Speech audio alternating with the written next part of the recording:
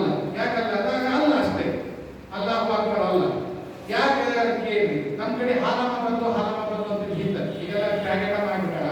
ಹಾಲವ್ವ ಆಕೆ ಹೆಸರು ಹಾಲವ್ವ, ಯಾಕೆ ನಿನ್ನ ಹೆಸರು ನೀಲವ್ವ ಅಂತಿತ್ತು, ಗೌರವ ಅಂತಿತ್ತು, ಅದು ಹಾಲವ್ವ ಅಂತ ಮೊಸರವ್ವ, ಹಾಲವ್ವ, ಹೂವಾಡ್ಗಿತ್ತಿ ಅಂತ ಕರಿತಿದ್ರು. ಯಾಕಂದ್ರೆ ಅವರ ಪ್ರಧಾನ ಜೀವನ ಹಾಲು ಮಾಡ್ಕೊಂಡಿರೋದು. ಆದ್ರೆ ಅವನ ಆ ಹೆಸರಿಂದಲೇ ಕರಿತಿದ್ರು. ಹಾಗೆ ನನ್ನ ಜೀವನ ಪ್ರಧಾನವಾಗಿ ಭೈರವಿಯನ್ನೇ ನೆನೆಯುವುದು, ಭೈರವಮ್ಮ ಅಂತ ಕರೀತಾರೆ.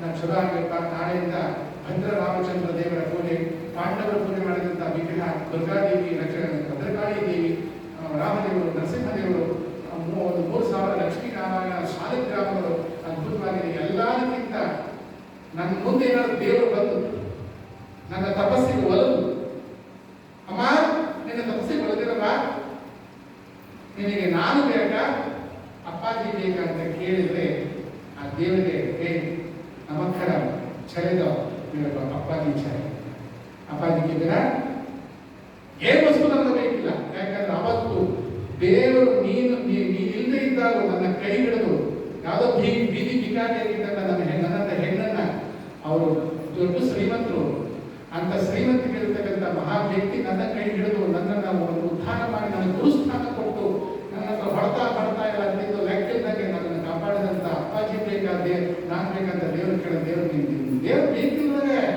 ಅಪ್ಪಾಜಿನೇ ಸಾಕಂತ ಹೇಳ್ತೀನಿ.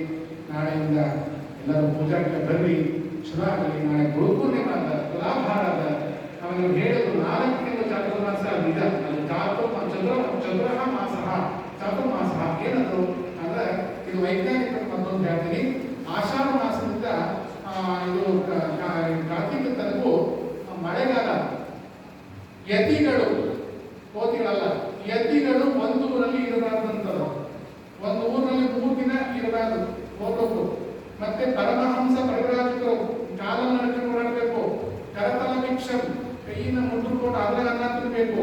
ತರುತಲವಾಸ, ಮರದ ಕೊಡೆಯೊಳಗೆ ವಾಸ ಮಾಡಬೇಕು. ಟೋಪಿ ಇಡುವಂತಹ ಗೌ ಭಾಗ್ಯವಾದ ಒಂದು ಟೋಪಿನ ಹಾಕಬೇಕಂತ ಶ್ರೀಮಶಂಕರ ಭಗವತ್ಪಾದಾಚಾರ್ಯ ಬರೆದಿದ್ದ. ಇವತ್ತು ನಮ್ಮ ಮೈ ಮೇಲೆ ಮಡಗಷ್ಟೇ ಬಂಗಾರ, ಲೆಕ್ಕಿದಷ್ಟು ಬಂಗಾರ. ನಿಮ್ಮ ಮನೆ ಬಂಗಾರ ನಾನು ನಿಮಗೆ ಮಾತ್ರ ವೈರಾಗ್ಯ ಹೇಳ್ಬೇಕು. ವೈರಾಗ್ಯ ಮಾಡ್ತಾರ ಏನ್ ಮಾಡಬೇಕು, ನೀನು ಆಸ್ತಿ ಮಾಡ್ಬೇಕು ಅಟ್ ಇದೇನಿದೆ ಸ್ವಾಮಿ.